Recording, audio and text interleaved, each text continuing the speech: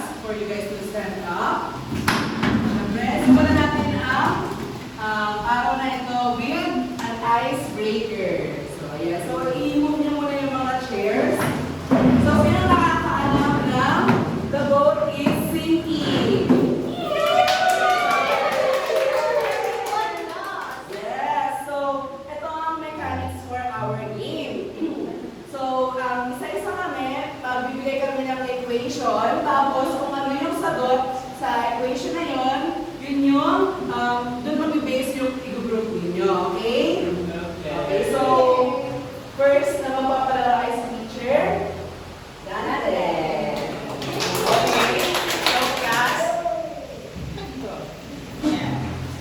So now, group yourselves into 2 plus 1.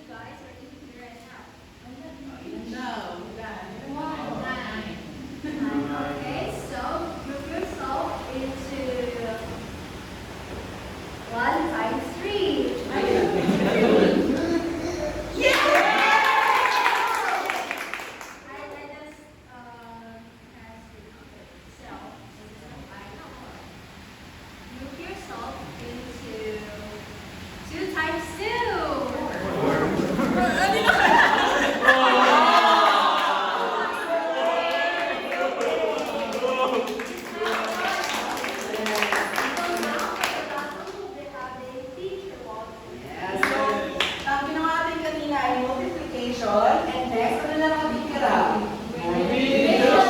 So now, let me test your knowledge dito. Okay, the boat is sinking. Group yourselves into 6 divided by 3.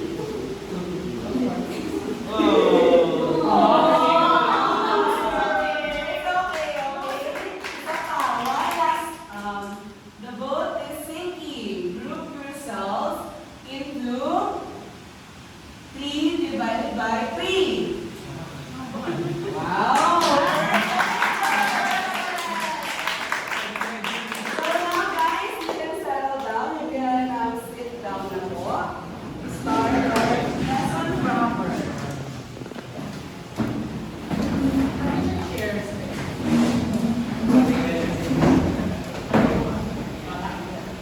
So, good afternoon everyone. I am teacher Dante.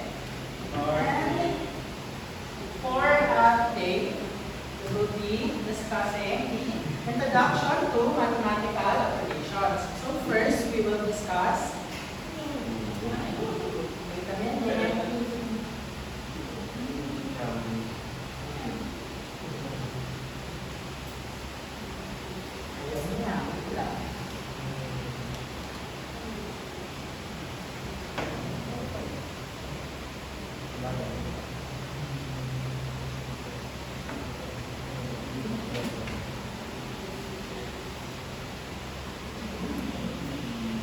So, I'm going to give you an overview of the mathematical operations. So, mathematical operations are fundamental actions that we perform with numbers. They are crucial in various aspects of daily life and numerous professional fields, enabling us to solve problems and understand the world quantitatively. So first, we are going to discuss about addition. So what is addition? Addition is the process of combining 2 or more numbers to get their total sum.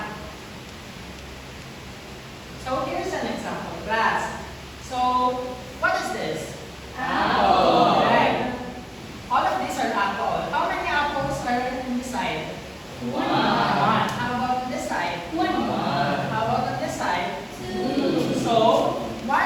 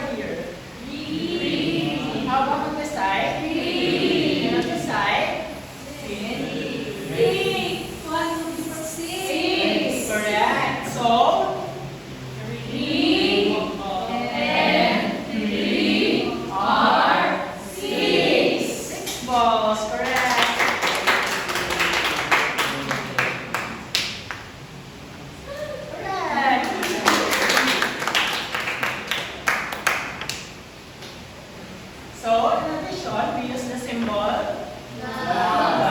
Correct. It's not a cross, that's plus.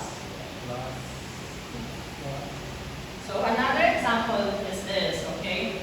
So 2 dogs plus 1 dog equals 3 dogs. What is this again? Yes. Okay. Wait. Ayan. So 2 plus 1 equals 3. We call this addition sentence. Correct. These are addition sentence. Very good. So for the parts of addition, we have these 2 numbers that we are adding.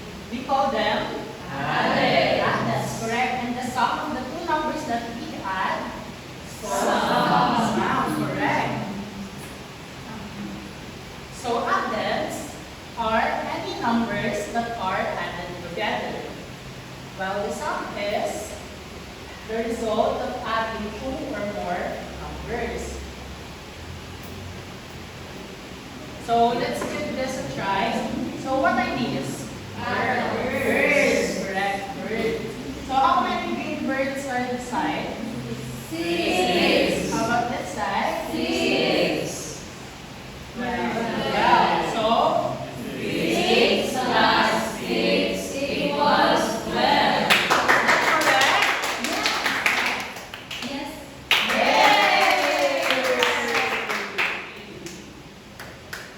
Okay.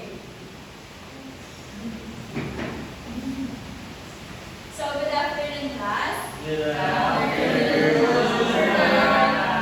How are you today? Okay, okay yun. So, magpapakilala muna si teacher bago kayo turuan. Okay lang ba? Ako si teacher Absy. At kanina, tinuruan kayo ni Sir Dante about, ano tinuro niya? Addition! Ngayon naman, tinuro ko sa inyo yung kabaliktaran ng addition, which is subtraction. So, subtraction is the process of taking one number from another. So, sa madaling salita, babawasan mo yung number ng isang number. Okay? So, next, ano yung kanina ginamit niyo sa symbol for addition? Plus, or parang cross. Dito naman, ang tawag ay minus. Or, para mas madaling tandaan, mukha siyang dash. So, yan yung gagamitin natin na symbol for subtraction. So, meron tayong, ano nga yung gusto? Meow. Cat or ming or meow. So, meron tayo dito, bilangan natin. 1, 2, 3, 4, 5, 6. And ano ang basa dito? Minus 4 equals 2. Very good.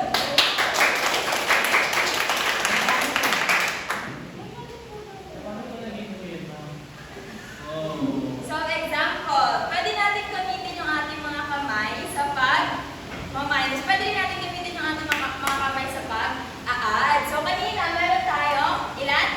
6. Sino dito mahilig sa cats? Diba? So, imagine nyo, meron kayong 6 na cats, niligaw mo yung 4.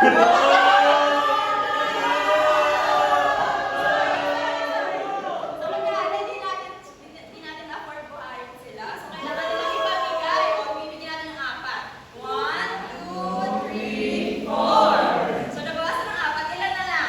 2. Naintindihan na ba? Yes! Very good. So, kanina, iba yung tawag nila dito and dito and dito. Meron din tayong ibang pagkakataon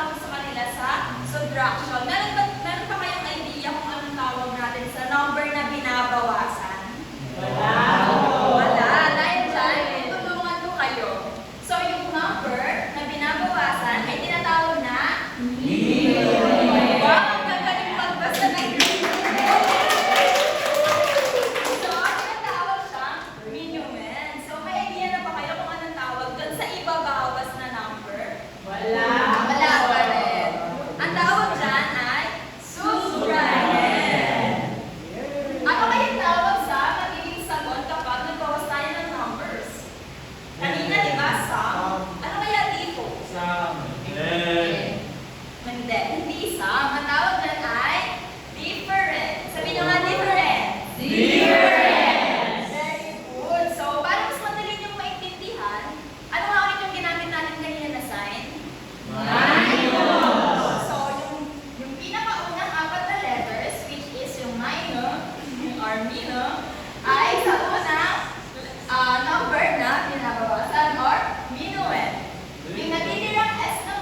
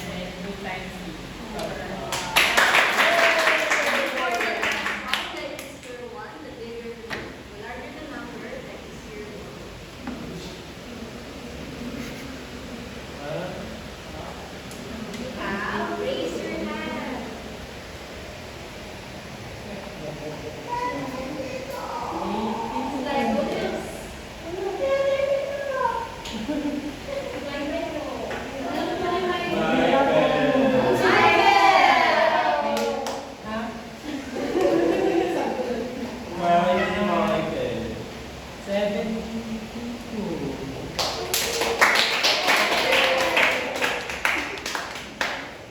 Since you all got the correct answer, we're gonna have a quick review today. Since to be taught by Walter. Hi, kids! When I say hi, you say hello. Hi! Hello! Hi! Now that I got your attention, let's have a quick review before we proceed to the next symbol na pag-aaralan natin. So, kanina tinuro ni Teacher Chanel kung ano yung multiplication. So, ngayon, sige, magkaroon tayo ng review. So, first question, 5 times 5 is equals to? So, 5. Tapos, magdadagdag kayo ng limang 5. Sa limang 5 is equals to? 25. Check kung tama. Next, 5 times 3. 5.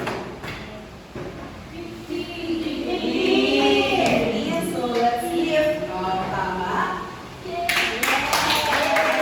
Next, 5 times 2. 10. Let's see. So, ang next symbol na pag-aaralan natin ay ganitong symbol. Tinatawag niyang division or divide. Yan ganyan symbol. Divide. Sabihin niyo nga? Divide. So, sa 25 divided by 5, ang mangyayari dito, yung 25 ay hahatiin niyo siya sa 5. Okay? Para katulad dito, yung 5 times 5, naging 25. Tama? Yun naman, yung 25 ay hahatiin natin sa 5. Ilan kaya? 4. Taas kamay. May narinig na akong sagot. Ano yun? 4 nga ba?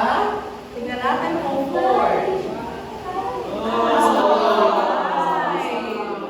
Ayan, next. 15 divided by 5. Hatiin natin yung 15 sa 5. Ilan kaya? Ano? Bakit sabi ko ng sagot? 3. Tingnan natin kung tamang sagot ng 3. Next naman, 10 divided by 5. Hatiin natin yung 10 sa 5. Ilan? 2! Ayan. So, nakikita nyo ba guys na parang, ay nakikita nyo ba class na parang magkakapareha sila dito? Okay, dahil dyan, proceed tayo sa lesson proper natin about, basahin nyo nga? Division. So, division is a process of splitting a number into equal parts. Ibig sabihin, yung number na i-divide natin, hinahati natin siya. For example, 12 divided by 6. So, kunwari, meron tayong 12 na pencils. Tapos, meron tayong 6 na students. Ilan yung pencils na makukuha ng 6 na students if hahatiin natin yung 12 na pencils? Para magkaroon sila ng equal parts. 1 nga ba? 2. Ayan, nakalagay na po. 2 pencils each. Okay? Ayan, in division, meron tayong ginagamit na symbol na may encounter nyo later on. So, ito ay tinatawag na divide. Pwedeng ganyan siya. Dalawang tuldok, tapos guhit. Pwede rin ganito. At pwede rin pa-slash. Yan. Nagets ba, guys? Nagets ba, class? Okay. For the parts of division, meron tayong tinatawag na dividend, divisor, quotient, and remainder. So, sa tingin nyo, saan dyan yung dividend? Ito ba? 1, 2, 3, or 4?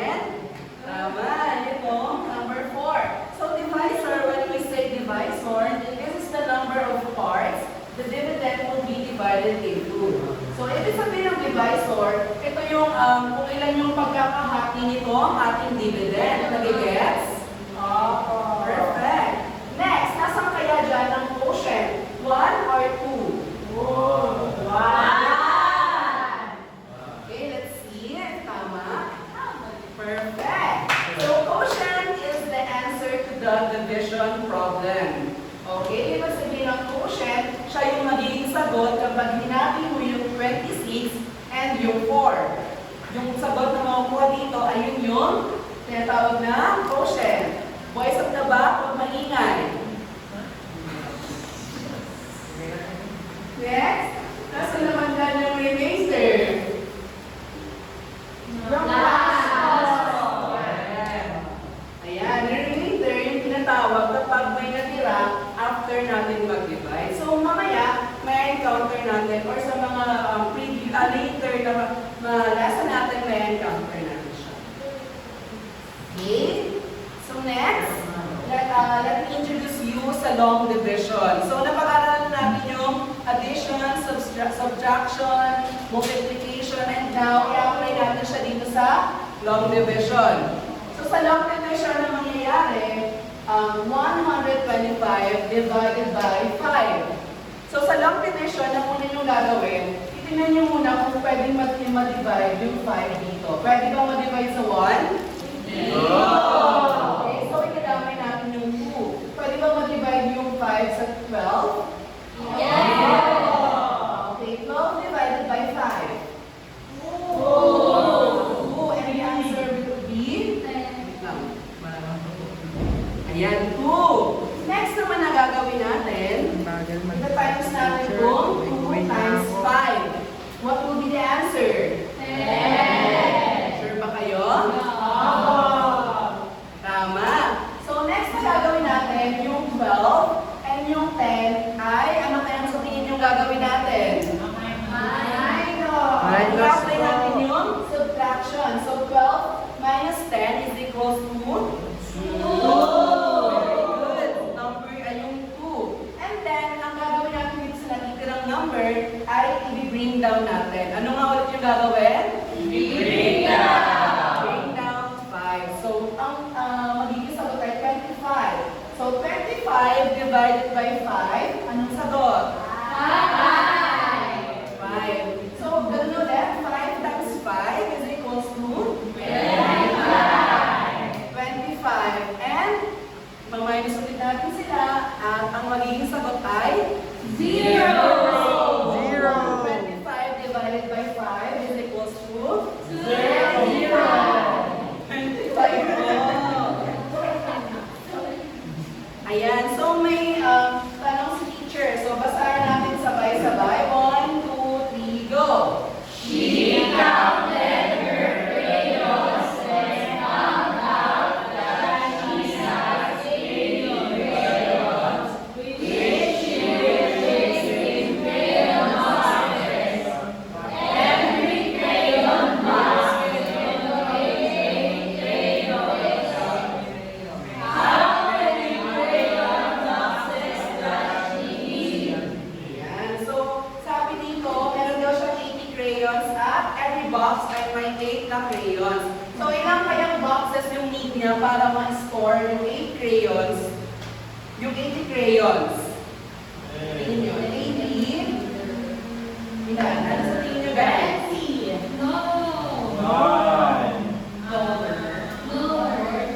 Ano? Teacher, pwede mag-calculator? Nawa ba yun? Ano sagot? Walang sagot. Ang sagot ay?